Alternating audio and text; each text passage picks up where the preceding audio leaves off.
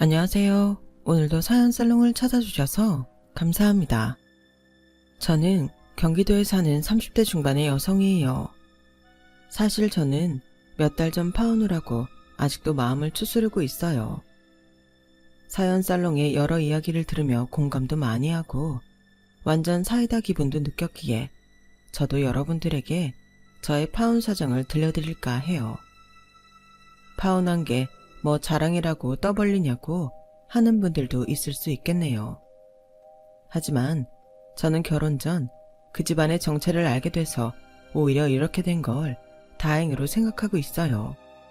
세상이 많이 바뀌었다고 해도 며느리는 자기네 부엌일 하는 사람인 줄 아는 그런 집도 여전히 있더라고요. 저는 친구 따라 어쩌다 한번 갔던 봉사단체에서 바로 지금 이야기하려는 남자친구를 만났어요. 그 사람은 저를 볼 때부터 굉장히 친근하게 다가왔죠. 안녕하세요. 정은씨 친구인가 봐요. 저는 김창욱이라고 해요. 서로 통성명이나 해요. 네, 반가워요. 서지연이에요. 여기 봉사는 자주 다니시나 봐요. 네, 한 달에 한 번은 꼭 오려고 하고 있어요. 괜찮으시면 다음에도 같이 오세요. 보니까 어르신들한테 참 잘하시더라고요. 처음 배웠는데 배울 점이 많아 보였어요. 과찬이세요. 다음에도 정은이 올 때 따라올게요. 봉사가 괜찮으셨으면 정은 씨하고만 움직이지 마시고 같이 하는 건 어떠세요? 그렇게 적극적인 남친의 영업 아닌 영업에 저는 매달 봉사를 하게 되었고 그러면서 자연스럽게 남자와 사귀게 되었어요. 그렇게 사귀기를 3년 정도 했을 때 남친은 저한테 프로포즈를 했어요. 지연아, 우리 정도 사귀면 다들 결혼하지 않나? 나는 우리 한 집에서 같이 살았으면 좋겠어. 넌 안 그래? 뭐 결혼하는 것도 나쁘지 않지. 난 딱히 비혼주의도 아니니까. 창욱이 너랑 살면 재미없지는 않을 것 같다. 결혼하자. 뭐든 질질 끄는 걸 좋아하지 않는 저는 쌈박하게 결혼하자고 했어요. 저는 그때 일을 나중에 얼마나 후회했는지 몰라요. 결혼이라는 건 눈앞에 보이는 사람 하나만 좋다고 그렇게 결정할 일이 아니더라고요. 결혼 이야기가 나오고 나자 남씨는 그제서야 저에게 자기 가족 이야기를 하더라고요. 저희는 사귀는 동안 집안 이야기, 가족 이야기를 거의 안 했거든요. 생전 가족 이야기를 하지 않던 남친 입에서 그런 말이 나오자 이게 결혼과 연애의 다른 점인가? 하고 좀 낯선 기분이 들었어요. 나는 우리 부모님하고 누나가 2명 있거든. 누나 있다고 하면 여자들은 좀 싫지? 신우 있는 거 안 좋아하잖아. 뭐 그런 걸 좋아할 여자는 없겠지만 외동 아닌 다매야 어쩔 수 없는 거 아니겠어? 창욱 씨 막내 아들이라고 귀여움 많이 받으면서 컸겠다. 나 시집살이 각오해야 하나? 아니야. 누나들 절대 상관 안 한다고 했어. 혹시라도 우리한테 간섭한다 그러면 내가 가만 안 있을 거고. 그 말이 어째 미심쩍기는 했지만 그래도 자신있게 큰 소리까지 치는 게 저를 시집살이 안 시키려고 노력은 하겠다 싶었어요. 그게 다 진심이 아니었다는 건 얼마 지나지 않아서 알게 됐지만요. 저는 부모님이랑 남동생이 있고 다 같이 산다는 말을 했어요. 어쩐지 지연이 네가 가끔 나를 동생 대하듯 한다 싶더니 남동생이 있었구나. 근데 원래 남동생 있는 여자들이 좀 터프하다고들 하는데 지연이 너는 전혀 아닌 것 같아. 사람마다 다르겠지. 그리고 나도 여성스럽지만은 않은데.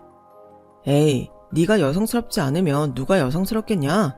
나는 지연이 너 그런 모습에 반했는데. 여기서 눈치채신 분들도 있겠지만 남친은 아주 여자답고 조신한 사람들 찾고 있는 거였어요. 어쩌다 보니 제가 그런 사람이라고 착각했던 거고요. 3년이나 사귀었는데도 사람을 자기 보고 싶은 대로만 본다는 게 참 무섭더라고요. 하긴 저도 그랬던 것 같아요. 결혼 이야기가 나오기 전까지는 남친은 그저 재미있고 제 입장을 잘 헤아려 주는 사람으로만 알았거든요. 2주쯤 지나서 제가 남친 집에 인사드리러 가는 날이 되었어요. 남친 집에 들어서서 거실에 딱 발을 디뎠는데 소파에 여자 4명이 양쪽으로 나눠 앉아서는 들어오는 저를 뚫어져라 보고 있었어요. 남친 어머니는 맨 위쪽에 있는 의자에 혼자 앉아 있었고요. 영문을 몰라서 어리둥절하고 있자 남친이 설명했어요. 저 맨 위에 계신 분이 우리 엄마, 그리고 이쪽에 2명이 누나들이고 저쪽은 이모들이야. 엄마 형제가 되게 많거든. 중간에 다른 형제들은 남자인데 밑에 2분이 이모들이셔. 오늘 지연이 너 온다니까 꼭 보고 싶다고 이렇게 아침부터 오셨다. 저기 식탁 위에 과일하고 과자 보여? 이모들이 사온 거야. 우리 먹으라고. 진짜 잘 챙겨주시지 않아? 남친이 애써 포장을 하는 말들은 제 귀에 잘 들어오지 않았어요. 그저 직계 가족들만 만나면 되는 건 줄 알았는데 느닷없이 깐깐해 보이는 이모들까지 만나게 되니 너무 당황스러웠고 솔직히 이런 일을 미리 얘기하지 않은 남친한테도 화가 났어요. 남친의 이모라는 분들은 확실히 나이가 좀 있어 보이기는 했지만 남친 어머니보다는 훨씬 많이 어려 보여서 딸이라고 해도 믿겠더라고요. 남친 어머니가 형제 많은 집의 맏딸이라고 하니 나이 차이가 많이 날 수는 있겠지만 그래도 좀 너무 많이 차이가 나는 것 같았어요. 아무튼 저는 최대한 공손히 인사를 드렸고 남친 어머니는 그런 제가 마음에 든다는 듯 반갑게 맞아주더라고요. 아우 참하네. 우리 아들이 어떤 여자를 데려오려나 진짜 많이 궁금했는데 직접 보니 왜 그렇게 좋아하는지 알겠네. 아주 꼭 결혼하고 싶다고 난리를 치더니만. 정말 조신하고 차분하게 생겼다. 요즘 애들 같지 않아. 그러게 말이야. 나는 창욱이가 이런 스타일 좋아하는 줄은 몰랐네. 이모들도 다들 한마디씩 하는데 그러고 보니 남친도 그렇고 제가 좀 분위기가 차분한 것 때문에 제가 얌전하다고 착각하는 거 아닌가 그런 생각이 들었어요. 아무튼 저는 저를 향한 그 집 여자들의 눈초리를 견디느라 앉아있는 내내 가시방석이었어요. 방에 있던 남친 아버지한테도 인사를 드렸지만 남친 아버지는 크게 궁금하신 게 없는 건지 물어보는 것도 없었고 만나서 반갑다는 말씀만 하시고 다시 들어가 버리더라고요. 우리 집은 원래 여자들 의견이 제일 중요하거든. 그러니까 내 말이 곧 펍이라는 거야. 아무튼 이제 곧 한 식구가 될 테니 잘 지내보자꾸나. 라며 남친 어머니가 너스레를 떨었어요. 집에서 나와서 저는 남친한테 한 소리 했죠. 아니, 이모님들 와 계신 걸 왜 안 알려줬어? 나 창욱 씨네 처음 인사 가는 건데 내 입장 생각 안 해봤어? 창욱 씨가 우리 집에 왔는데 생각지 못한 우리 삼촌들이나 외삼촌 와 있다고 생각해봐. 어떨 것 같아? 내가 사간 선물도 부족했을 거 아니야. 이럴 줄 알았으면 이모님들 선물도 준비했을 텐데. 아, 선물은 무슨. 됐어. 이모들은 그런 거 안 받아도 돼. 왜 이모들 이야기만 하면 뜸을 들이는 건지 그때는 몰랐지만 아무튼 남친은 당황했다는 저한테 사과는 안 하고 괜찮다고만 말하며 자꾸 그 일은 덮어버리더라고요. 저는 일단 그냥 넘어갔지만 한 번 더 그러면 그때는 꼭 제대로 말을 해야겠다고 생각했어요. 일주일 후에는 남친도 저희 집으로 인사를 하러 왔어요. 그래, 우리 지연이 많이 아껴주면서 잘 살아. 우리는 다른 거 바라는 거 없어. 아빠는 그렇게 말하며 남친한테 술을 권했고 남친은 씩씩하고 자연스럽게 술을 받고는 아빠한테로 따라들이더라고요. 저희 부모님은 제가 좋다고 하니 허락한다며 저한테 잘만 해주라고 아주 신신당부하셨어요. 그렇게 양쪽 집에서 별 문제 없이 결혼을 허락했고 저희는 곧 결혼 준비에 들어가게 됐죠. 남친은 자기가 좋아하는 스타일이 확고한 편이라서 미리 웨딩 플래너까지 다 알아보고 저희 결혼 준비에 저보다 더 적극적이었어요. 사실 저는 남친하고 취향이 비슷하기도 했고 꼭 이거 아니면 안 된다 그런 것도 아니어서 남친이 하자는 걸로 경했어요. 단 하나 신혼여행만 빼고요. 남친은 그냥 제주도로 가자고 했지만 저는 좀 싫었거든요. 그동안 코로나 때문에 해외도 몇 년간 못 갔는데 신혼여행은 해외로 갔으면 좋겠어. 우리 결혼 비용 문제가 있는 것도 아니잖아. 뭐 네가 정 원한다면 할 수 없지. 근데 지연이 너 이런 면도 있구나. 생각보다 고집 좀 있네. 마치 자기가 윗사람이라도 된 양 저를 평가하는 말을 하는데 기분은 나빴지만 그렇게 열릴 일이 아니라고 생각해서 넘어갔어요. 시간이 가고 저희가 같이 살 집을 계약하고 가구만 알아보면 결혼 준비가 대충 끝날 때였어요. 식을 3달 반쯤 남겼을 때였던 것 같아요. 마침 해외에서 공부하고 있던 남동생이 집에 와 저희 가족은 2박 3일로 제주도 여행을 가기로 했어요. 결혼식 준비 때문에 바쁘긴 하겠지만 너 결혼 전에 준섭이랑 엄마랑 아빠 다 같이 마지막으로 만나는 거잖아. 니네 어릴 때 말고는 우리 전부 함께 여행 가지도 못했었고 그러니 시간 내서 꼭 갔다 오자.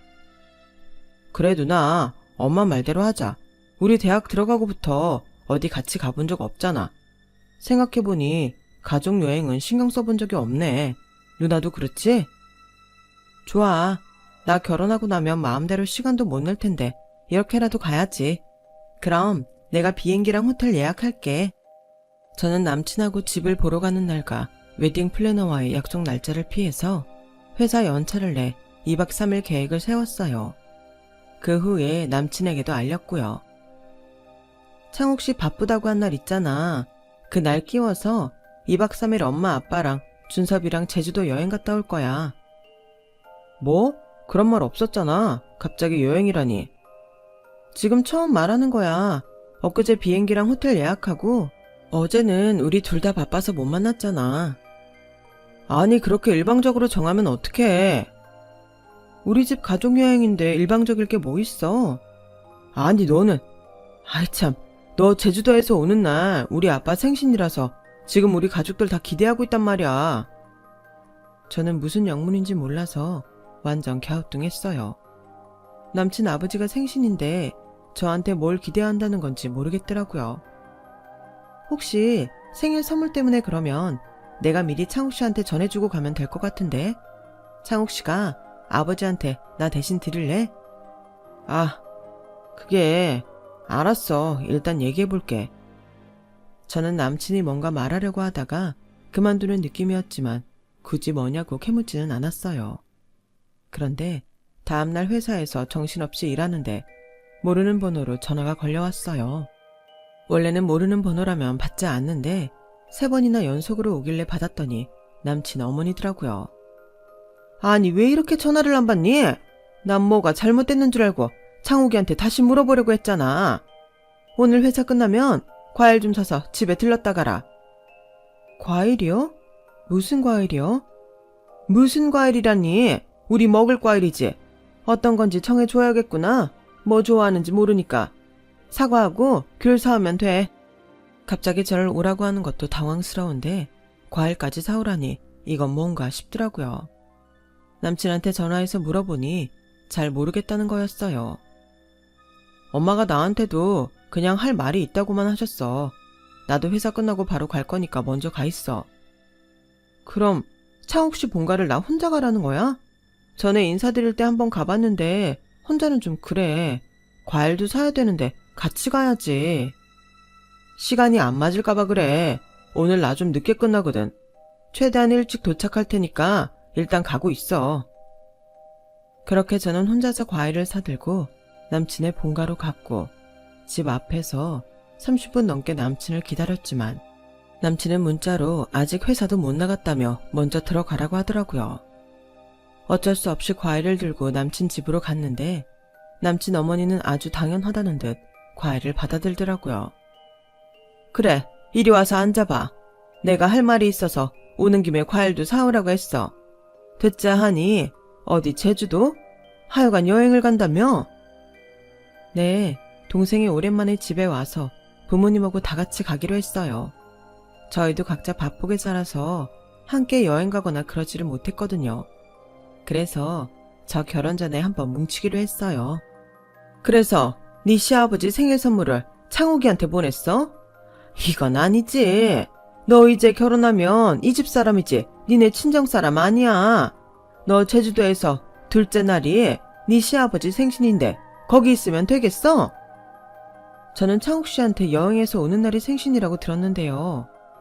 아니야. 그 녀석도 지 아버지 생일 하나 기억을 못하네. 아무튼 넌 여기 와서 네 시아버지 생신상 차려야 돼. 저기 어머니, 제가 아직 결혼한 것도 아니잖아요. 그리고 결혼하고 나면 저희 식구들 다 같이 여행 가기 더 힘들어질 것 같아서 결혼 전 다녀오려는 거예요. 이번만큼은 이해해 주세요. 그리고 제가 어머니 식구 되는 것도 아니고 제가 친정 집사람 아닌 것도 아니에요. 저는 그렇게 살고 싶지 않아요. 요즘 사람들 다 그럴 거예요. 아우, 정말 얘가 어른이 하는 말에 고분고분하지 않고 별말을 다 하는구나. 아무리 결혼 전이라도 이제 곧 이 집 며느리 아니냐? 너 오늘도 여기 오기 전에 계속 창욱이 기다렸다며. 그게 다 낯설어서 그런 거잖아. 그런 거니까 하루라도 빨리 친해지고 우리 집 스타일에 익숙해져야지. 순간 남친한테 어찌나 화가 나던지요. 저한테는 아직 회사라면서 자기 엄마한테 내가 밖에서 안 들어가고 있다고 연락한다는 게 이해가 안 됐거든요. 남친 어머니도 그 사실을 알면서도 저를 부르지도 않았고요. 그때부터 뭔가 쎄한 느낌이 들었는데 남친 어머니가 이러더군요. 넌 여행 빠지고 우리 집 와서 네 시아버지 생신상 차릴 준비나 해라. 곧 시집갈 여자가 여행은 무슨 여행이니?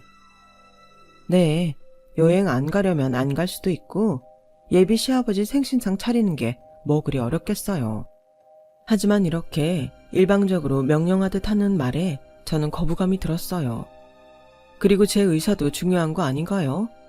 아무리 제가 결혼하면 그 집 며느리가 된다 한들 조선시대도 아니고 80년대도 아니잖아요. 그건 어렵겠어요, 어머니. 예약도 제가 다 했고 제주도에 가서 다닐 곳도 제가 다 계획 짰거든요. 동생은 외국에서 오래 살아서 제주도는 가본 적이 없어요. 부모님도 연세가 있으신데 제가 챙겨야죠. 그리고 비행기 값도 그렇고 호텔방도 이제는 취소 안 돼요. 그러게 왜 상의도 없이 그렇게 덜컥 여행을 간다고 여기저기 예약을 하고 그러니? 그게 결혼할 여자의 자세야? 아니, 참하게 생겨서 얌전히 말 잘 듣겠다 했더니 이게 뭔 일인지 모르겠구나. 저는 도무지 남친 어머니와 대화가 되지 않을 것 같아서 일단 자리에서 일어났어요. 어머니, 제가 창욱 씨한테 아버님 생신 선물도 보내놨고요. 오늘 과일도 사드렸으니 이걸로 아버님 생신 인사는 드린 걸로 해주세요. 100번 양보해서 결혼하고 나서 이러시는 건 그럴 수 있지만 결혼도 하기 전에 저희 집 계획을 무조건 예비 시댁에 맞추라고 하시는 건 아닌 것 같아요. 오늘은 이만 실례하겠습니다. 뒤에서 저를 향해 한 소리하는 남친 어머니 목소리가 들렸지만 저는 못 들은 척 밖으로 나왔어요. 저는 너무 기가 막혀서 남친한테 전화를 했어요. 창욱 씨, 내가 집 밖에서 창욱 씨 기다린다고 어머니한테 말했다며? 아니, 그런 말은 좀 그렇잖아.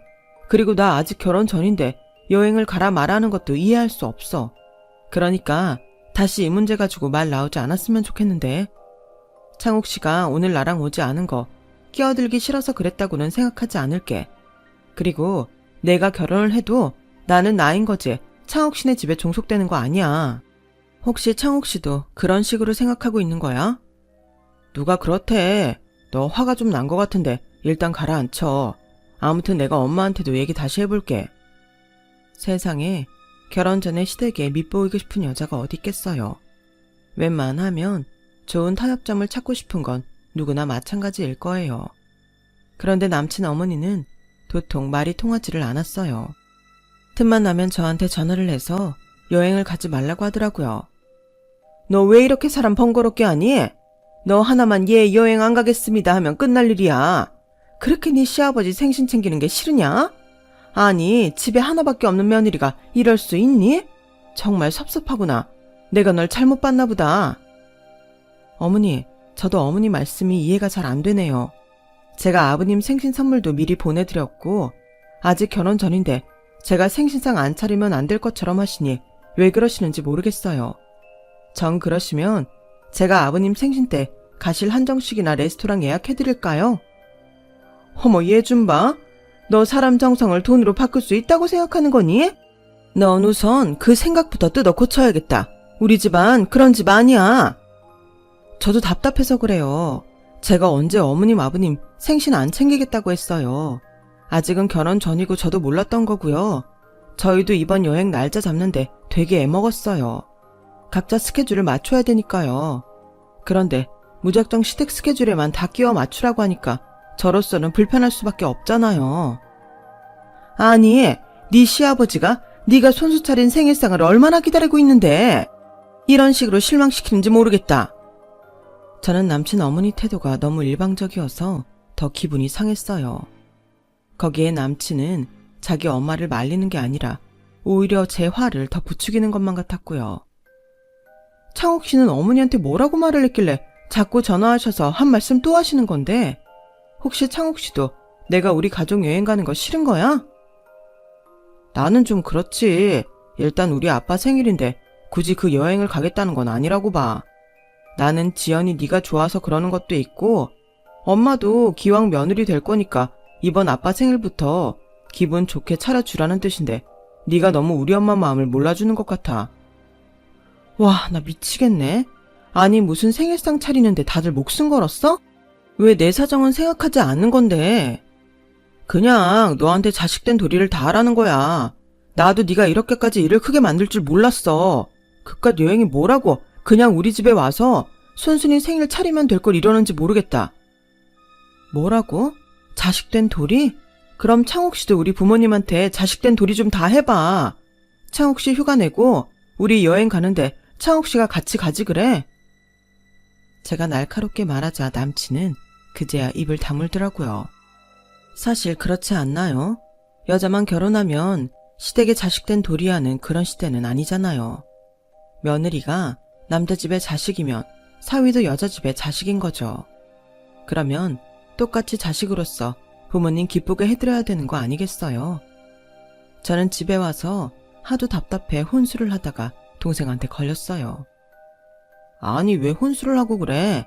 나 올 때까지 기다리지. 무슨 일 있어? 영 얼굴이 안 좋은데? 저는 동생한테 남친 집에서 생일상 차려야 된다고 여행 가지 말라는 말을 했다는 걸 이야기하며 한탄했어요. 아니, 내가 우리 집 식구들하고 여행 가는 건데 그것도 결혼 전에 마지막 추억 만드는 건데 기어이 자기네 집에 와서 일하라고 하는 게 너무 이해가 안 되네. 그러는데 갑자기 안방에서 엄마 아빠가 나오는 거였어요. 저는 부모님이 집에 안 계시는 줄 알고 얘기한 거였거든요. 아니, 그게 무슨 소리야? 너더러 와서 생일상을 차리래? 그래서 여행 가지 말라고 했다고? 엄마, 오늘 아빠랑 외출한다고 하지 않았어? 난 집에 아무도 없는 줄 알았지. 그냥 좀 속상해서 준섭이한테 얘기한 건데 미안해. 미안하긴 뭐가 미안해? 이게 왜 네가 미안할 일이야? 아니 사돈댁 참 이상하시네. 아직 결혼 전이고 우리 가족 어렵게 시간 맞춰서 여행 좀 가겠다는데 그걸 기어이 못 가게 하고 자기네 생일상을 차리라니. 장욱이 그놈은 뭐했냐? 내가 분명히 너한테만 잘하면 된다고 그렇게 일렀건만. 에이. 그렇게 아빠는 못마땅하다는데 혀를 차셨어요. 나도 창옥씨 다시 봤어. 자기 엄마 편만 들더라고. 그리고 당연히 나만 자기네 집에 맞춰야 된다고 생각하더라. 그런 사람인 줄 정말 몰랐어. 당장 모레가 여행이었기 때문에 저희 가족은 그냥 갔다 와서 어떻게 되든 지켜보자는 입장이었어요. 저 역시 지금까지 웨딩 플래너한테 돈 쓰고 예식장 잡은 게 어떻게 되든 여행 가서 생각 좀 해봐야겠다 싶더라고요. 원래 뭐든 미적거리는 걸 싫어하는 저라서 바로 결혼 안 하겠다고 말하고 싶었지만 그래도 제가 남친을 많이 좋아하긴 했었는지 쉽게 말이 나오지 않더라고요. 그리고 저희는 여행을 갔고 온 가족이 첫날 아주 좋은 시간을 보냈어요. 여행지에서 머리를 식히면 그래도 결혼에 대해 긍정적으로 생각하게 될 줄 알았는데 아니더라고요. 오히려 이 결혼을 꼭 해야 하나 그런 의문만 커졌어요. 게다가 그날 저녁에 남친 어머니한테서 온 전화는 저를 더 화가 나게 했죠. 네가 기어이 여행을 갔다 이거지? 나는 너 차분하고 말 잘 들을 것 같아서 좋다고 한 거지 딴 거 없었거든? 이럴 거면 우리가 왜 며느리를 드리겠다고 하겠니? 너 잘 생각해봐라. 우리 아들만한 신랑감 다시 만날 수 있을 것 같니? 당장이라도 올라오지 않으면 우리 창욱이랑 결혼 다시 생각해봐야 될 것 같구나. 라면서 이상한 말을 하는데 진짜 어이가 없더라고요. 남친 어머니는 잘못했다는 생각이 들면 연락하라는 문자를 남겼지만 저는 연락하지 않았어요. 제가 너무 화가 나서 그럴 때 뭔가 선택을 하면 안 되겠다는 마음에 일단 지금은 다 잊어버리고 가족들하고 즐거운 시간을 보내는 데에만 집중하자고 마음먹었어요. 그리고 다음 날이 됐는데 남친한테 연락이 왔어요. 지연아, 나 지금 웨딩 촬영 때 네가 입으러 찾으러 왔는데 그래서 오토바이 피하다가 좀 다쳤어. 일단 옷은 찾기는 했는데 내가 응급실에 와 있거든? 제 옷을 찾다가 다쳤다니 마음이 너무 안 좋더라고요. 게다가 응급실이라니 어디를 얼마나 다쳤을지 걱정이 돼서 그냥 있을 수가 없었어요. 저는 어쩔 수 없이 부모님과 동생에게 사정을 말하고 무작정 공항으로 가서 제일 빠른 비행기 티켓을 사서 서울로 왔어요. 그런데 공항에 버젓이 이 인간이 나와 있는 거 아니겠어요? 창욱 씨, 다쳤다더니 벌써 응급실에서 나온 거야? 어디를 얼마나 다쳤어? 입원 안 해도 된대? 일단 나랑 같이 가자. 가면서 말할게. 라며 저를 차에 밀어 넣더라고요. 어디 가는 건데? 병원 가는 거야? 내 옷은 뭘 찾았는데? 전에 같이 맞춘 거야? 제가 아무리 물어봐도 남친은 말이 없었어요. 그러더니 도착했다는 데가 세상에 시댁이었어요. 실은 내가 다친 게 아니고 이렇게라도 널 데려오지 않으면 엄마가 너랑 결혼 안 시키겠다고 하시잖아.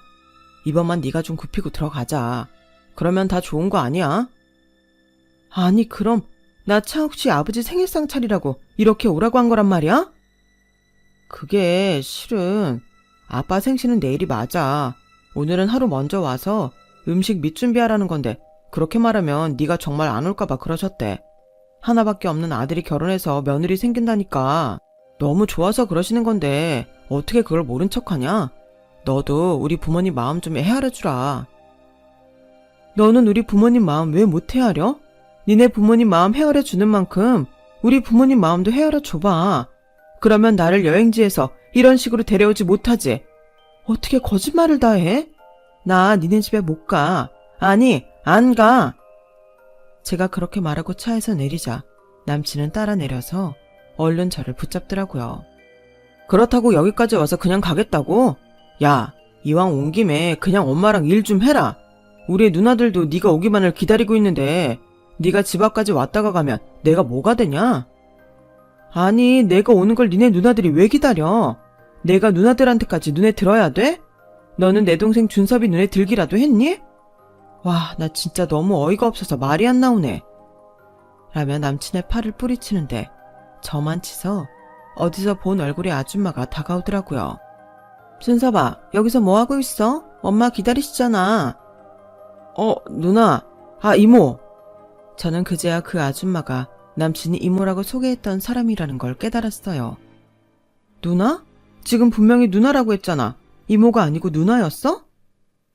제 말에 누나인지 이모인지 아는 그 여자는 민망한 듯 자리를 뜨며 얼른 들어오라고 하더라고요. 실은 우리 엄마가 아빠랑 재혼하신 거야. 위에 나이 많은 두 누나는 돌아가신 큰엄마 딸들이야. 나랑 위에 두 누나들만 엄마랑 아빠 사이에서 태어났고 그런 복잡한 사정 알면 네가 싫어할까봐 그랬어. 그리고 시누이들이 이렇게 많은 집에 누가 시집 오겠냐? 나로서는 어쩔 수 없었어. 그러니까 김창욱, 네가 나를 완전히 호구에 물로 봤다는 거네. 그래, 잘 알았어. 나 이 결혼 안 해. 뭐? 야, 아무리 화가 나도 그렇게 말하는 게 어디 있냐? 나는 네가 진짜 참하고 봉사 가서도 어르신들한테 잘해서 우리 부모님하고 누나들한테도 잘 맞춰줄 거라고 믿었는데 이런 일 좀 있었다고 결혼을 안 하겠다고 해? 너 어떻게 이럴 수 있어? 나를 사랑하는 마음이 고작 이것밖에는 안 되는 거였어? 너는 나를 얼마나 사랑했는데? 김창욱, 너 솔직히 말해봐. 지금 네 말 듣다 보니까 너는 사랑하는 여자보다는 니네 집에 조용히 다 맞춰줄 여자 찾는 것 같은데 게다가 거짓말까지 했잖아. 너한테 불리한 이야기는 그렇게 아무렇지 않게 거짓말하는 사람을 내가 어떻게 믿고 살아? 그것도 온 가족이 다 짜고서 사람 하나 바보 만드는 걸 아무렇지도 않게 생각하잖아. 니네 가족 며느리가 아니고 니네 집 일꾼 하나 들어오는 줄 아는 것 같아. 나 그런 취급 받기 싫어. 진짜 됐다. 웨딩 플래너고 외식장이고 유학금이 몇 억이 된다고 해도 이 결혼 못하겠어. 우리 엄마 아빠는 돈 아깝다고 결혼하라고 할 줄 알아? 어림없어. 그러니까 이거 놔.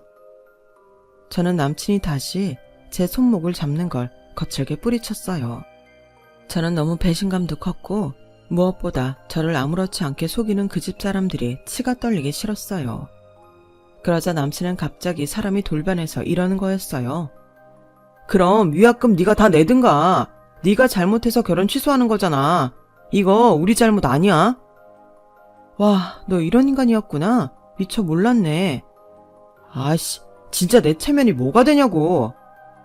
저는 그때 어떤 생각이 딱 떠올랐어요. 그렇게 꼭 내가 손수한 식사를 해야만 되는 거야? 그냥 내가 참기만 해도 되는 거면 내가 오늘 저녁 식사 온 가족 대접해드린다고 해. 제 말에 남친은 얼굴을 번쩍 들더라고요. 정말 그럴 거야? 네가 온다는 거지? 그래, 니네 가족들하고만 같이 하는 거면 오늘 저녁 식사쯤은 사드릴 수 있어. 그러자 남친은 얼른 지네 집에 쪼르르 들어가더니 조금 있다가 저한테 문자를 했더라고요. 다들 좋다고 했다나요? 저는 그때 예약이 가능한 비싼 한정식 레스토랑을 찾아봤고 그중 한 곳에서 저녁 예약이 된다는 확인을 받았어요. 제가 예약한 한정식 집에 온 남친 가족들은 이렇게 비싼 집에서 밥을 먹게 됐다고 엄청 좋아하더라고요. 네가 이렇게 우리 가족으로 같이 차리를 하니 좀 좋으니? 물론 네가 음식을 직접 해준다면 더 좋았겠지.